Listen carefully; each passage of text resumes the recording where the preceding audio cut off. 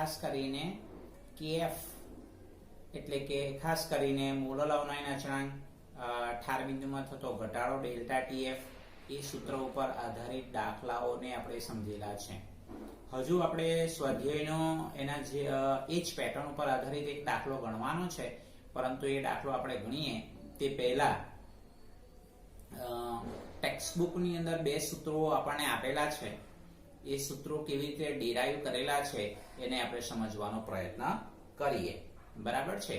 તો ખરેખર આ જે પોઈન્ટ છે એ જેઈને લગતો, બરાબર છે, એ પોઈન્ટ છે એટલે એ સૂત્ર ઉપર આધારિત આપણને જનરલી આપણને એમસીક્યુ પૂછાતું જોવા મળે. તો પોઈન્ટ છે શું? બાષ્પાયન એન્થાલ્પી માંથી મોલલ ઉન્નયન અચળાંક. બાષ્પાયન એન્થાલ્પી માંથી બસ. હવે આ બાષ્પાયન એન્થાલ્પી અને ગલન એન્થાલ્પી વિદ્યાર્થી મિત્રો ક્યાં આવે? તો આપણે 11th માં થર્મોડાયનેમિક્સમાં આવે છે એ મુદ્દો, બરાબર છે. અને ત્યાં એ સૂત્રો આપણે સમજાવેલા છે કે ભાઈ ગલન એન્થાલ્પી કોને કહેવાય, બાષ્પાયન એન્થાલ્પી કોને કહેવાય, એ મુદ્દાઓ ત્યાં આપણે થર્મોડાયનેમિક્સમાં શીખીને આવેલા છે. તો બાષ્પાયન એન્થાલ્પી માંથી મોલલ ઉન્નયન અચળાંક. તો વિદ્યાર્થી મિત્રો અહીંયા જે સૂત્રની જે તારવણી કરેલી છે ને ડાયરેક્ટ સીધી છે. અને જો કે આ સૂત્ર કેવી રીતે આવેલું છે આપણે એની જરૂરિયાત નથી, કારણ કે એ બહુ મોટી થિયરીનો પાર્ટ આવે. બરાબર છે. આપણે તો ખાલી એમસીક્યુ ઉપર ફોકસ કરવાનું થશે. બરાબર છે. તો કેબી એટલે કે મોલલ ઉન્નયન અચળાંક બરાબર RTB²/1000 LV. બરાબર છે.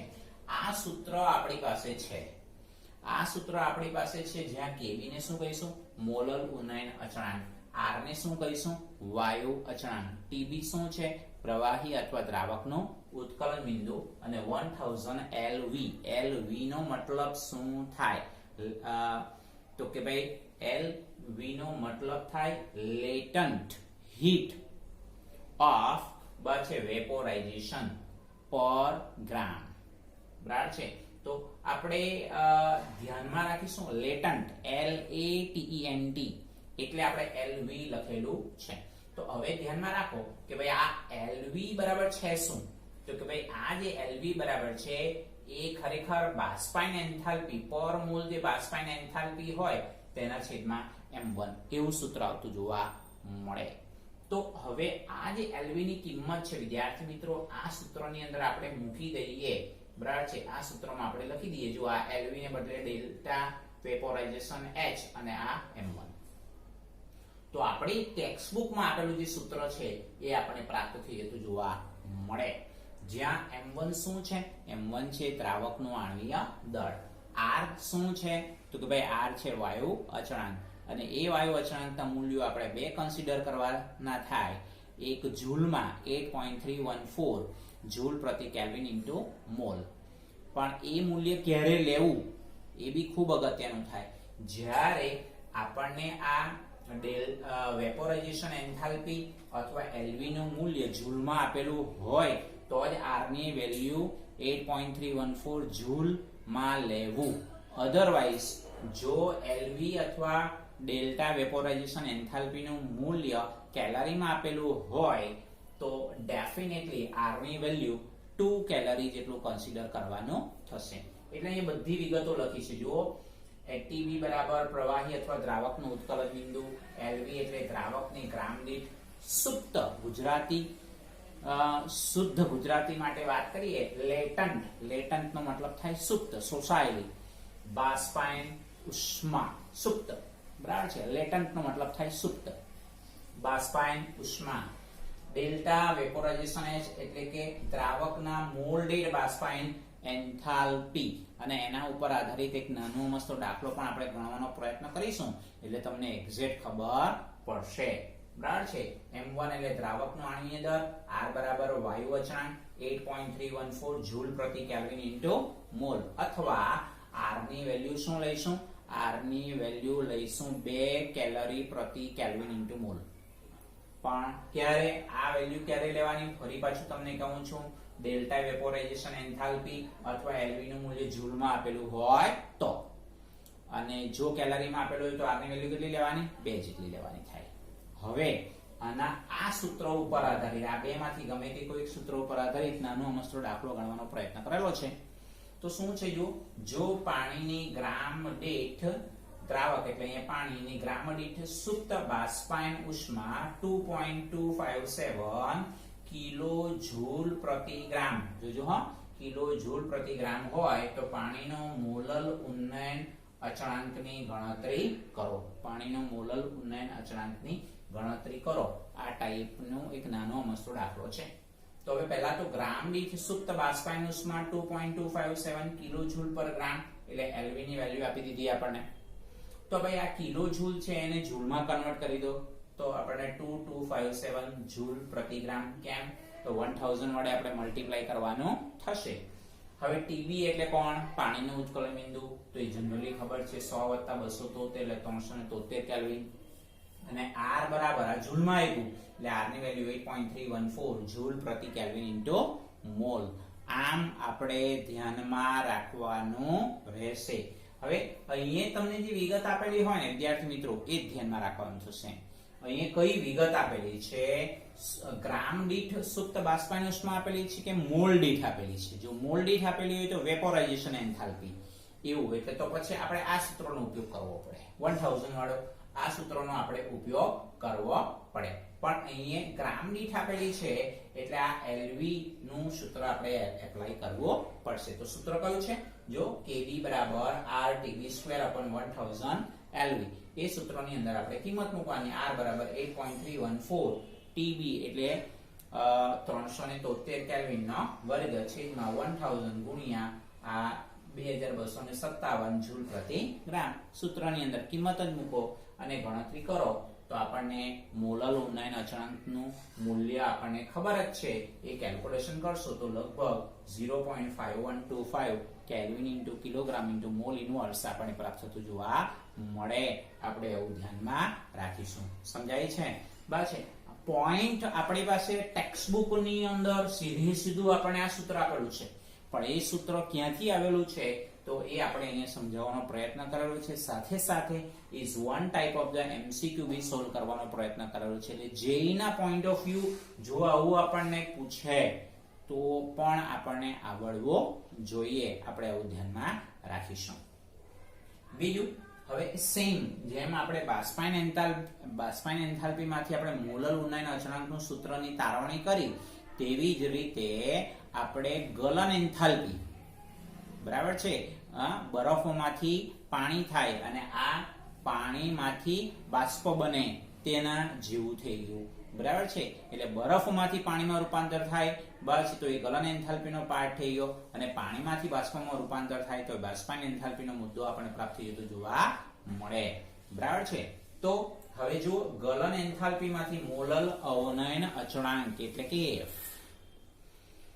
તો સેમ સૂત્ર છે. સમજો સેમ જ છે, કોઈ ફરક નથી. બસ ખાલી જરા સિમ્બોલ બદલેલા છે. તો Kf = RTF². જો ત્યાં TB હતું એટલે ઉત્કલ બિંદુ, અહીંયા શું આવશે? ફ્રીઝિંગ પોઈન્ટ એટલે ઠાર બિંદુ. 1000 LF. F V for vaporization ને F for freezing. LF એટલે સેમ વે. LF બરાબર શું થશે? ΔFH એટલે ફ્યુઝન ગલન એન્થાલ્પીના છેદમાં M1. તો અહીંયા પણ તમે જુઓ ફરી પાછું LF ની આપણે કિંમત આ સૂત્રમાં મૂકી દીધી એટલે ગલન એન્થાલ્પી ના છેદમાં શું છે? M1. તે M1 ઉપર આવી જતું જોવા મળે. આપણે એવું ધ્યાનમાં રાખી શકાય. અને નંબર આપેલા છે, સમીકરણ નંબર આપેલા છે, એની સાથે કોઈ કન્સર્ન નથી. તો અહીંયા પણ ફરી પાછું દરેક ડેટા છે શું? તો દરેક ડેટા છે TF એટલે પ્રવાહી અથવા દ્રાવકનો ઠાર બિંદુ થશે. LF શું છે? દ્રાવકની ગ્રામ દીઠ સુપ્ત ગલન ઉષ્મા. બરાબર છે? દ્રાવકની ગ્રામ દીઠ સુપ્ત ગલન ઉષ્મા. બરાબર છે? F ડેલ્ટા ફ્યુઝન H એટલે કે મોલ દીઠ દ્રાવકની મોલ દીઠ ગલન એન્થાલ્પી આપણે એવું ધ્યાનમાં રાખીશું. અને M1 એટલે દ્રાવકનું આણ્વીય દળ. અને R બરાબર આપણે હમણાં વાત કરી તેવી રીતે R બરાબર વાયુ અચળાંક એનું મૂલ્ય 8.314 જૂલ પ્રતિ કેલ્વિન ઇન્ટુ મોલ. ક્યારે લેવાય? જો અહીંયા ફ્યુઝન એન્થાલ્પી અથવા LF નું મૂલ્ય જૂલમાં હોય તો. ને જો આ એનું મૂલ્ય જો કેલરીમાં હોય તો આપણે r ની વેલ્યુ કેટલી લેવાની, r બરાબર 2 છે કેલરી છે into kelvin inverse into mole inverse એ કન્સિડર કરવાનો થશે. અહીંયા ડિગ્રી ઇનવર્સ લખ્યું છે એનો મતલબ એક સરખો થશે. તો સેમ વે આ જ સૂત્ર ઉપર આ બે માંથી ગમે તે કોઈ એક સૂત્ર ઉપર આધારિત નાનો અમસ્તો દાખલો ગણવાનો આપણે પ્રયત્ન કરેલો છે. તો જોજો દાખલામાં રકમ ઉપર સૌથી વધારે ભાર આપવાનો થશે કે તમને જે ગલન એન્થાલ્પી આપેલી છે મોલ દીઠ આપેલી છે કે પછી ગ્રામ દીઠ આપેલી છે. તો બરફની સુપ્ત ગલન એન્થાલ્પી જુઓ, બરફની સુપ્ત ગલન એન્થાલ્પી 1436.3 કેલરી પ્રતિ મોલ પર મોલ આપેલી છે. તો પાણીનો મોલલ અવનયન અચળાંકનું મૂલ્ય ગણો. એનો મતલબ પર મોલ આપેલું છે બરાબર છે, એટલે પર મોલ આપણે અહીંયા ક્યાં લખ્યું છે ડેલ્ટા ફ્યુઝન H મોલ દીઠ એવું લખેલું છે, મોલ દીઠ એનો મતલબ એવું થશે. તો આપણે સૂત્ર કયું એપ્લાય કરીશું, Kf બરાબર શું લખીશું m1rtf2 1000 ડેલ્ટા ફ્યુઝન H આપણે એવું ધ્યાનમાં રાખવાનું થશે. તો જ્યાં m1 શું છે એટલે કે પાણી અથવા બરફ એનું આણ્વિક દળ 18 ગ્રામ પર મોલ, Tf એટલે કે પાણીનું ઠાર બિંદુ જે છે એટલે કે બરફનું ગલન બિંદુ બરાબર છે 273 કેલ્વિન, r બરાબર હવે જો અહીંયા કન્સિડર કર્યું જો 2 calorie into kelvin into mole inverse. કેમ લીધું 2 કેમ લીધું, તો એટલા માટે કારણ કે અહીંયા કેલરી પ્રતિ મોલ વેલ્યુ આપેલી છે એટલા માટે. અને ગલન એન્થાલ્પીની જે વેલ્યુ છે 1436.3 કેલરી પ્રતિ મોલ બરાબર છે. તો આ સૂત્રની અંદર આપણે આ બધી ડેટાઓ લખીશું. m1 બરાબર 18 બરાબર છે, r બરાબર 2, આ 273 નો વર્ગ છેદમાં 1000 ગુણ્યા 1436.3. હવે આની તમે કેલ્ક્યુલેશન કરશો તો મોલલ અવનયન અચળાંકનું મૂલ્ય 1.87 kelvin into kilogram into mole inverse. જો કેટલો મોટો ડિફરન્સ આવે છે, ડિફરન્સ એટલા માટે આવે છે કે ભાઈ આટલે કેલરીમાં કન્સિડર કર્યું તો Kf ની વેલ્યુ આટલી મળી બરાબર છે. અને ખાસ કરીને બરફ અથવા પાણી માટે વિચાર્યું છે, જ્યારે અહીંયા ખાસ કરીને આપણે બાષ્પ એટલે મોલલ ઉન્નયન અચળાંક તો કે ભાઈ જનરલી જૂલમાં લીધું છે એ વેલ્યુ. એટલે કહેવાનો મતલબ અહીંયા Kf અને Kb ના મૂલ્યો જે દ્રાવકના સ્વભાવ ઉપર આધાર રાખે છે, દ્રાવકના સ્વભાવ ઉપર આધાર રાખે છે કે ભાઈ પાણીનું ઠાર બિંદુ જે બરફમાં કન્વર્ટ થાય બરાબર છે અને પાણીનું બાષ્પમાં રૂપાંતર થાય તો ત્યાંથી Kf અને Kb ના મૂલ્યો ઉપર એની ઇફેક્ટ જોવા મળે છે. આમ Kf અને Kb ના મૂલ્યો જે દ્રાવકના સ્વભાવ ઉપર આધાર રાખે છે તો તેને નીચેના સંબંધોથી મેળવી શકાય. ફરી પાછા એ સૂત્ર આપણે રિપીટ કરી દીધેલા જોવા મળે. એટલે Kf બરાબર r m1tf2 1000 into delta fusion H અને એટલે કે મોલલ અવનયન અચળાંકનું સૂત્ર Kb બરાબર r into m1 into tb2 1000 into delta vaporization H એટલે કે મોલલ ઉન્નયન અચળાંકનું સૂત્ર થઈ ગયેલું જોવા મળે. એટલે આ એક જે કોન્સેપ્ટ છે આજના લેક્ચરની અંદર, આ જે કોન્સેપ્ટ છે વિદ્યાર્થી મિત્રો, એ કોન્સેપ્ટ બસ છે એમસીક્યુ માટે આપણે વિચારવાનું થશે બરાબર છે. એટલે હવે પછી આપણું જે ફરી પાછું પેલા જે સૂત્રો છે એ સૂત્રો ઉપર આધારિત દાખલા હવે આપણે પાછળ કન્ટિન્યુ સ્ટાર્ટ કરવાના છે. ચાલો તો વિદ્યાર્થી મિત્રો હવે આપણે જેમ ઠાર બિંદુમાં થતો ઘટાડો, મોલલ અવનયન અચળાંક અને મોલાલિટી એ સૂત્રો ઉપર આધારિત મોસ્ટ ઇમ્પોર્ટન્ટ દાખલો જે માર્ચ 2020 ની અંદર 4 માર્ક્સનો દાખલો પૂછાયેલો છે એ દાખલો ગણવા જઈ રહ્યા છે. તો પહેલા તમારા ટેક્સ્ટ બુક કાઢો અને ટેક્સ્ટ બુકની અંદર છે આપણી પાસે ખાસ કરીને સ્વાધ્યાયનો જે છે એ 2.21 નો દાખલો. તો એ દાખલાની રકમને આપણે પહેલા સમજીએ શું કહેવા માંગે છે. તો એમાં એવું કીધું છે આ દાખલા હવે આ દાખલો જે છે 4 માર્ક્સનો મોસ્ટ ઇમ્પોર્ટન્ટ દાખલો એટલા માટે છે કારણ કે આમાં સંજ્ઞા બદલીને આ જ વર્ષે એટલે કે 2021 માં પણ પૂછી શકાય એટલો મોસ્ટ ઇમ્પોર્ટન્ટ દાખલો છે, ધ્યાનમાં રાખજો બરાબર છે. એટલે a અને b આપેલા છે તત્વો, તો તેની જગ્યાએ p અને q આપી શકે, x અને y આપી શકે. તો ધ્યાનમાં રાખજો બે તત્વો a અને b બરાબર. AB2 અને AB4 સૂત્ર ધરાવતા સંયોજનો બનાવે છે. બે સંયોજનો બનાવે છે, બે તત્વો AB2 અને AB4. એમને 20 ગ્રામ બેન્ઝીનમાં, જોજો હો, બેન્ઝીન એટલે C6H6 એમ થઈ જાય, માં ઓગાળતા AB2 નો 1 ગ્રામ ઠાર બિંદુમાં 2.3 કેલ્વિનનો ઘટાડો કરે છે. બરાબર છે, એટલે કે ઠાર બિંદુમાં ઘટાડોનો મતલબ ડેલ્ટા TF ની વેલ્યુ, જ્યારે AB4 નો 1 ગ્રામ 1.3 કેલ્વિનનો ઘટાડો કરે છે. બરાબર છે. બેન્ઝીનનો મોલલ અવનયન અચળાંક એટલે કોની વેલ્યુ? KF ની વેલ્યુ, અને એ KF ની વેલ્યુ આપેલી છે 5.1 kelvin kilogram into mall inverse. તો A અને B ના પરમાણ્વીય દળ ગણો, એટલે બે જે તત્વો છે A અને B તેના પરમાણ્વીય દળ ગણવાના થશે. તો વિદ્યાર્થી મિત્રો, મોસ્ટ ઇમ્પોર્ટન્ટ દાખલો છે, અને દાખલો એકદમ સરળ છે, અને એક જ સૂત્ર ઉપર આધારિત દાખલો ગણવાનો થશે. તો ફર્સ્ટ ઓફ ઓલ આપણે પહેલા શું કરીશું દાખલાની અંદર? બરાબર છે, તો પહેલા આપણે AB2 જે સંયોજન છે, બરાબર છે, એ AB2 સંયોજન માટે આણ્વીય દળની આપણે ગણતરી કરીશું. આણ્વીય દળની ગણતરી. તો ડેટાને આધારે તો આપણે ગણતરી કરી ન શકીએ, ડેટાને આધારે તો આપણે કરવું પડશે કેલ્ક્યુલેશન. તો પહેલા ડેટા લખી દઈએ. શું ડેટા છે આપણી પાસે? ડેટાની અંદર વિગત કઈ આપી છે? તો કે ભાઈ બેન્ઝીનનું દળ, તો એ કેટલું આપેલું છે? 20 ગ્રામ. બેન્ઝીનનું દળ એટલે દ્રાવક થઈ ગયું, એટલે એ 20 ગ્રામ તમને આપેલું છે. બરાબર છે. હવે દ્રાવ્ય AB2, બરાબર છે, દ્રાવ્ય પદાર્થ કોણ છે? AB2 છે, એટલે દ્રાવ્ય પદાર્થ, બરાબર છે, AB2, તો એનું જે દળ છે એનો મતલબ W2, તો એ W2 નું દળ છે 1 ગ્રામ. આ તમને આપેલું છે. સાથે સાથે આપણે દ્રાવ્ય પદાર્થ AB2 માટે આપણે અણુભારનું મૂલ્ય તો ગણવાનું છે, એટલે એ આપણે M2 લખીશું. બરાબર.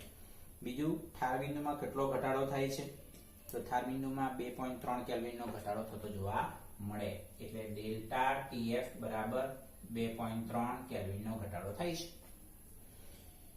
બીજું, KF ની વેલ્યુ છે, અને એ જે KF ની વેલ્યુ છે એ 5.1 kelvin into kilogram into mole inverse એમ થઈ જતું જોવા મળે.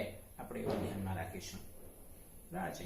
તો સિમ્પલ વિદ્યાર્થી મિત્રો, આપણે જે ગણતરી કરવાની થશે એ સૂત્ર પ્રમાણે, અને એ સૂત્ર આપણી પાસે છે જ, ડેલ્ટા TF બરાબર આપણે અહીંયા કન્સિડર કરીશું 1000.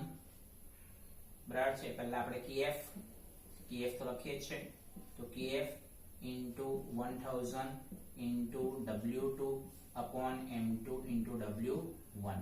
તો KF ની વેલ્યુ છે 5.1 kelvin into kilogram into mole inverse. બરાબર છે. એ આપણે કન્સિડર કરવાનું થશે. બરાબર છે. પહેલા તો ખાસ કરીને,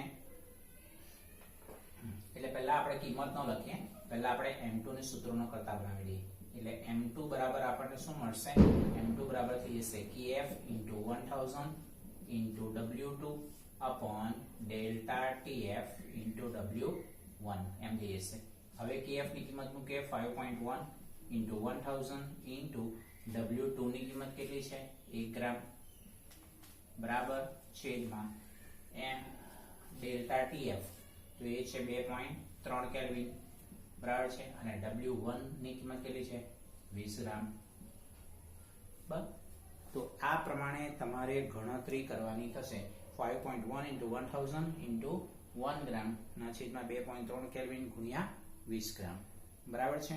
તો હવે આની વેલ્યુ કાઉન્ટિંગ કરો તો 110.87 ગ્રામ પર મોલ. આ તમને દ્રાવ્ય પદાર્થ AB2 આણ્વીય દળ આપણે પ્રાપ્ત થતું જોવા મળે. આપણે એવું ધ્યાનમાં રાખીશું. તો હવે સેમ એ જ પ્રમાણે, બરાબર છે, AB4 માટે, બરાબર છે, AB4 સંયોજન માટે આણ્વીય દળની ગણતરી, એની આપણે ગણતરી કરીએ. તો શું આવશે જોઈએ. બરાબર છે. તો આમાં પણ પહેલા તો વિગતો લખીશું. વિગતો એટલે કે બેન્ઝીનનું દળ એટલે દ્રાવકનું દળ તો એટલું જ છે 20 ગ્રામ. બરાબર છે. હવે AB4 નું જે દળ છે એટલે કે W2 એ પણ 1 ગ્રામ છે અને એનું આણ્વીય દળ આપણે શોધવાનું છે. ડેલ્ટા TF એટલે કે ઠાર બિંદુમાં થતો ઘટાડો કેટલો છે, તો કે ભાઈ ઠાર બિંદુમાં થતો ઘટાડો એના માટે કેટલો છે 1.3 કેલ્વિન. બરાબર છે. અને KF ની વેલ્યુ તો એટલી જ રહેવાની, બદલાવાની નથી. 5.1 kelvin into kilogram into mole inverse. પાછી એ વેલ્યુ તો આપણી પાસે એમને એમ જ રહેવાની છે. તો હવે આપણે સૂત્ર લખીશું AB4 જે દ્રાવ્ય પદાર્થ છે નું આણ્વીય દળ ડાયરેક્ટ લખીશું M2 બરાબર શું લખીશું KF into 1000 into W2 upon delta TF into W1. તો KF ની વેલ્યુ કેટલી 5.1 1000 W2 એટલે કે 1 ગ્રામ બરાબર છેદમાં ડેલ્ટા TF એટલે 1.3 અને W1 તો એ છે તમારો 20 ગ્રામ. ચાલો ગણતરી કરી નાખો. ગણતરી કરો કે AB4 નું આણ્વીય દળ કેટલું મળે છે. જુઓ ગણતરી કરો તો લગભગ 196.15 ગ્રામ પર મોલ મળશે. બરાબર છે. ફરી પાછું આ AB4 માટે આપણને આટલી વેલ્યુ પ્રાપ્ત થતી જોવા મળે છે. આપણે એવું ધ્યાનમાં રાખીશું. ચાલો હવે આપણે એવું માની લઈએ કે ધારો કે છે પરમાણ્વીય દળ આપણને ખબર નથી. ધારો કે એ તત્વનું જે છે એ તત્વનું પરમાણ્વીય દળ સ્મોલ a છે અને બી તત્વનું જે પરમાણ્વીય દળ છે એ સ્મોલ b છે. બરાબર છે. તો AB2 નું આણ્વીય દળ શું થશે? તો આપણું જે સૂત્ર છે તે પ્રમાણે કે ભાઈ AB2 નું આણ્વીય દળ તો A નો પરમાણુ ભાર એટલે A આવવાનું 2 ગુણ્યા B નો પરમાણુ ભાર એટલે 2B. બરાબર છે. એવી જ રીતે AB4 નું આણ્વીય દળ તો એ શું મળશે A+4B. A+4B આપણે પ્રાપ્ત થતું જોવા મળે. પણ હકીકતમાં AB2 નું આણ્વીય દળ તો કેટલું મળેલું છે? AB2 નું આણ્વીય દળ 110.87 છે. એનો મતલબ એવો થયો A+2B બરાબર 110.87 અને આપણે સમીકરણ 1 આપીએ. બરાબર છે. એ જ પ્રમાણે A+4B બરાબર તો AB4 નું આણ્વીય દળ કેટલું શોધેલું છે 196.15. બીજું સમીકરણ મળ્યું વિદ્યાર્થી મિત્રો. બરાબર. તો હવે શું કરીશું આપણે A અને B નું મૂલ્ય શોધવાનું થશે. A અને B નું મૂલ્ય શોધવાનું થશે. તો સમીકરણ 2 જે છે એ સમીકરણ 2 માંથી સમીકરણ 1 બાદ કરીશું. સમીકરણ 1 બાદ કરતા બરાબર એનો મતલબ થઈ ગયો કે ભાઈ A+4B A+2B બરાબર 196.15 110.87 આમ થઈ જશે. માટે હવે A ને A કેન્સલ થઈ જશે. 4B માંથી 2B જાય એટલે 2B થઈ જશે. હવે 196.15 ઓછા 110.87 કરો. ચલો કેટલા થાય છે ગણતરી કરી નાખો.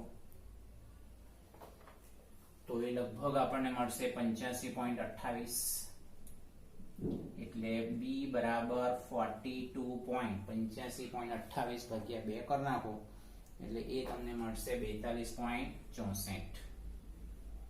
પાછી એટલે B નું પરમાણ્વીય દળ જે છે B તત્વનું જે પરમાણ્વીય દળ આનો મતલબ એમ થઈ ગયો B તત્વનું પરમાણ્વીય દળ 42.64 યુનિફાઈડ માસ.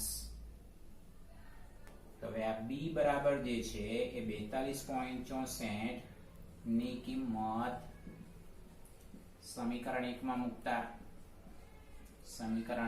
મૂકતા માટે a પ્લસ 2 ગુણ્યા 42.64 બરાબર 110.87 માટે a પ્લસ તો 4 દુ 8 6 દુ 12 વધી 1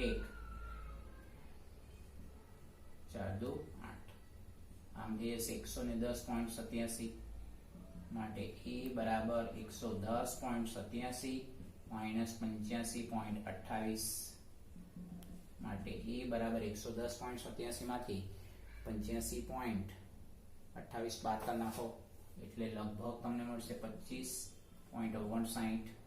એનો મતલબ એમ થઈ ગયો કે એ તત્વનું જે પરમાણ્વીય દળ છે એ 25.59 યુનિફાઈડ માસ મળે છે વિદ્યાર્થી મિત્રો. તો આ એકદમ ઈઝી દાખલો છે. દાખલામાં એક જ સૂત્રનો આપણે જનરલી ઉપયોગ કરવાનો છે, બરાબર છે. તો એ આપણે ધ્યાનમાં રાખીશું, બરાબર છે. આ એક